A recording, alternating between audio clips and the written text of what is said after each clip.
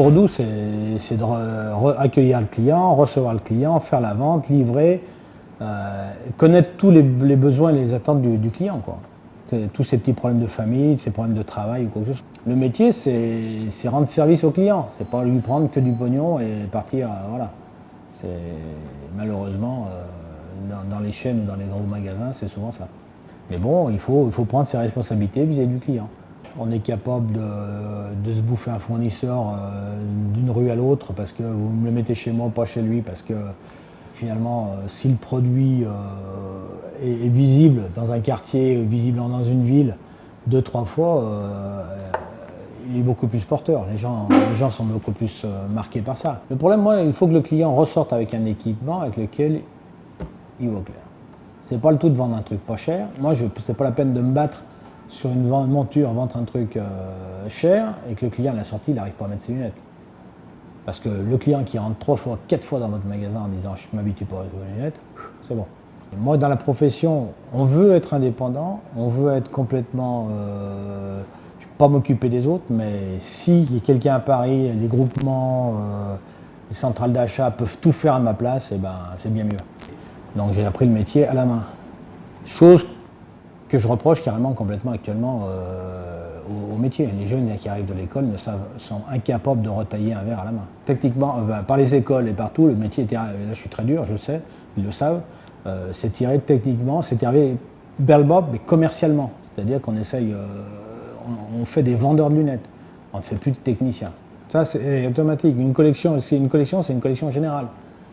J'achète jamais 5 modèles, j'achète toujours 20 modèles, 20-24 modèles pour avoir un linéaire de 14-15 pièces et après une réserve un petit peu derrière qu'on peut remplacer et animer la collection.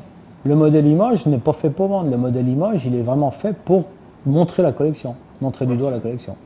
Il faut attaquer dans un sens, déranger, sinon autrement vous ne voyez rien. Si vous commencez à partir en zigzag et si vous programmez vos visites avant, vous voyez que ce que vous avez voulu voir. Vous voyez, vous n'êtes pas surpris par des collections. Ce qui m'intéresse dans le Silmo, c'est de voir la collection, c'est de voir ce que l'entreprise est capable de faire, de créer.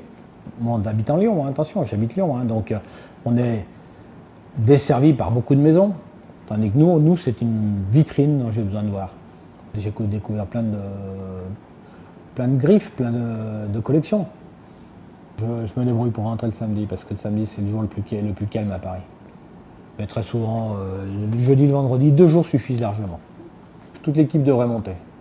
Ce que je ne pratique pas, bien sûr, parce qu'on ne peut pas être tout le temps dessus.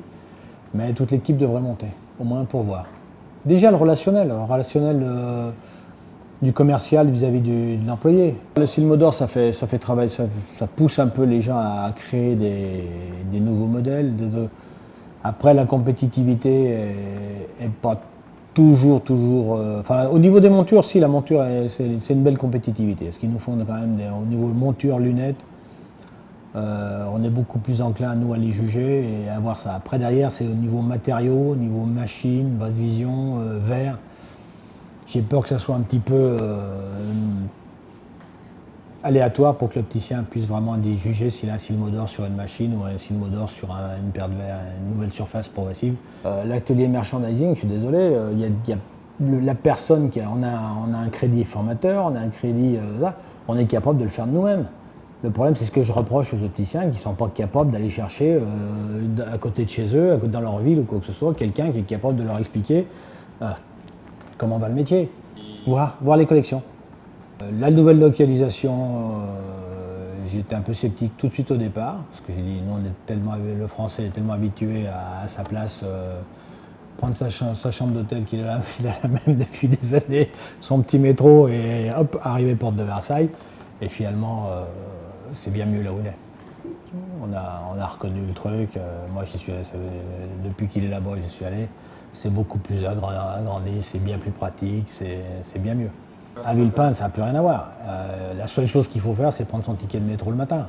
Ouais, Silmo, oui, je le recommande pour tout le monde, pour apprendre un tout petit peu. En plus, pour les jeunes, voir ce que c'est que la profession. Silmo, ce que je dis aux gens, allez-y, vous verrez ce que c'est que la profession.